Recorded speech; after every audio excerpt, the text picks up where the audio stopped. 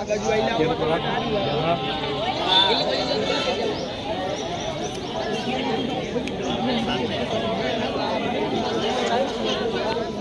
નામ તમારું?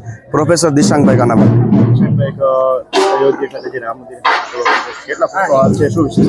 હાર આશરે 350 ફૂટનો છે. હાર આશરે 350 ફૂટનો બનાવવામાં આવેલો છે, કારણ કે 161 ફૂટની મંદિરની ઊંચાઈ હતી. એટલે એક બાજુ આપણે 170 ફૂટ, બીજી બાજુ 170 ફૂટ, એટલે એવરેજ હારની ઊંચાઈ 350 ફૂટની છે. હારમાં પાન રાખવામાં આવે છે, શેના પાન છે? હારમાં આપણે ખાસ કરીને એલચી લવિંગ નક્ષત્રનો ઉપયોગ કરેલો છે, કારણ કે આ દરેક વસ્તુ એવી છે કે જે વસ્તુનો પવિત્ર રીતે હિન્દુ શાસ્ત્રમાં આપણે ઉપયોગ કરીએ છીએ. અને આ દરેક વસ્તુ અયોધ્યા પહોંચ્યા પછી પણ ક્યાંક રામલાલાને પ્રસાદ સ્વરૂપે ધરવામાં આવશે અથવા તો હરિભક્તોને મોકલશે. અને આનું પેકિંગ એવું કરેલું છે, કદાચ વરસાદ પાણી કે ભેજ આવે તેમ છતાં પણ અંદર રહેલી પ્રસાદીની વસ્તુ ખરાબ ના થાય. જાણીને કદાચ આપણને આશ્ચર્ય લાગશે કે માત્ર ને માત્ર 7 દિવસમાં 70 જેટલા વિદ્યાર્થીઓએ 24 કલાકની તનતોડ મહેનત કરી અને આ હારનું નિર્માણ કરેલું છે. ઘણી વાર થતું હોય છે એવું કે માત્ર ને માત્ર અભ્યાસ નહીં, પણ અભ્યાસ સાથે જીવનલક્ષી શિક્ષણ પણ આપવું પડે.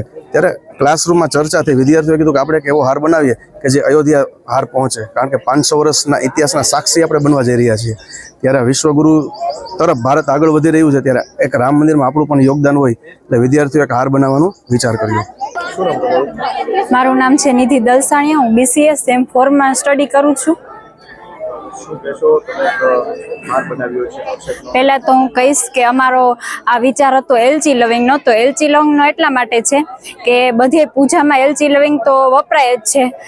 ગમે ત્યાં પૂજા હોય ત્યાં એલચી અને લવિંગનો ઉપયોગ થાય જ છે. અને આનો અમે એવો વિચાર કર્યો છે કે આ હાર જ્યારે ચડાવવાનો આવશે પછી એનો ઉપયોગ અમે એલચી ને લવિંગ છે ભગવાન રામની પૂજા કરવામાં આવશે ત્યારે બીડામાં અમે એલચી લવિંગનો આપશું.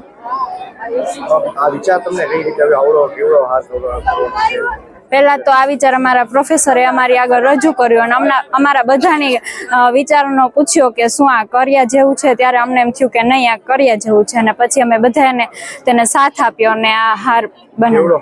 કેટલો સમય લાગ્યો? સમય 10 દિવસનો લાગ્યો છે. અને હાર છે 170 ફૂટ મંદિરની લંબાઈ છે, તો અંદાજિત 170 ફૂટ બનાવ્યો છે. અને ભગવાનની કૃપા કાયમ એમના ઉપર એવી તમામ સંતો વતી ઠાકોરજીના ચરણમાં પ્રાર્થના કરી મારી વાણીનો વિરામ. અસ્તુ. જય સ્વામિનારાયણ, જય શ્રી રામ.